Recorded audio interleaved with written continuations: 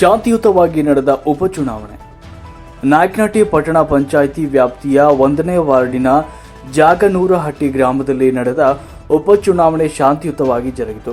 ತೆರವಾಗಿದ್ದ ಪಟ್ಟಣ ಪಂಚಾಯಿತಿ ಸ್ಥಾನಕ್ಕೆ ನಡೆದ ಚುನಾವಣೆಗೆ ಕಾಂಗ್ರೆಸ್ ಪಕ್ಷದಿಂದ ಚಂದ್ರಮ್ಮ, ಬಿಜೆಪಿ ಪಕ್ಷದಿಂದ ಎಚ್ ಮಲ್ಲೇಶಪ್ಪ ಪಕ್ಷೇತರರಾಗಿ ಎಂಟಿ ಮಂಜುನಾಥ್ ನಾಮಪತ್ರವನ್ನು ಸಲ್ಲಿಸಿದರು.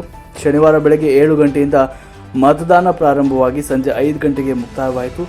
ಮತದಾರರು ಸರತಿ ಸಾಲಿನಲ್ಲಿ ನಿಂತು ತಮ್ಮ ಹಕ್ಕನ್ನು ಚಲಾಯಿಸಿದರು. ಒಟ್ಟು 929 ಮತದಾರರಿದ್ದು, ಇವರಲ್ಲಿ 801 ಮತದಾರರು ತಮ್ಮ ಮತದಾನದ ಹಕ್ಕನ್ನು ಚಲಾಯಿಸಿದರು. 86% ಮತದಾನವಾಗಿದೆ. ಒಟ್ಟು ಗಂಡು 472 ಮತದಾರರಲ್ಲಿ 423 ಗಂಡು ಮತದಾರರು ಹಾಗೂ ಒಟ್ಟು ಹೆಣ್ಣು 457 ಮತದಾರರಲ್ಲಿ 378 ಹೆಣ್ಣು ಮತದಾರರು ತಮ್ಮ ಮತದಾನದ ಹಕ್ಕನ್ನು ಚಲಾಯಿಸಿದರು.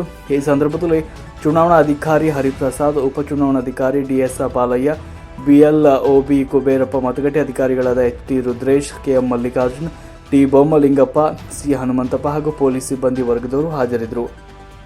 ವರದಿ ಹರೀಶ್ ನಾಯಕನಹಟ್ಟಿ. ಈ ದಿನ 2024ರ ನಾಯಕನಹಟ್ಟಿ ಪಟ್ಟಣ ಪಂಚಾಯಿತಿಯ ವಾರ್ಡ್ ನಂಬರ್ 1ರ ಉಪಚುನಾವಣೆಯ ಪ್ರಯುಕ್ತ ಈ ದಿನ ಒಟ್ಟು ಮತದಾನವನ್ನಾಗಿದೆ. ಆ ಮತದಾನದಲ್ಲಿ ಒಟ್ಟು ಮತದಾರರು 929. ಅದರಲ್ಲಿ ಈ ದಿನ ಸಮಯ 5 ಗಂಟೆಗೆ ಪೋಲಿಂಗ್ ಆಗಿರೋದು 801 ಮತದಾನ ಆಗಿದೆ. ಸೊ ಅದರಲ್ಲಿ 423 ಗಂಡು ಹಾಗೂ 378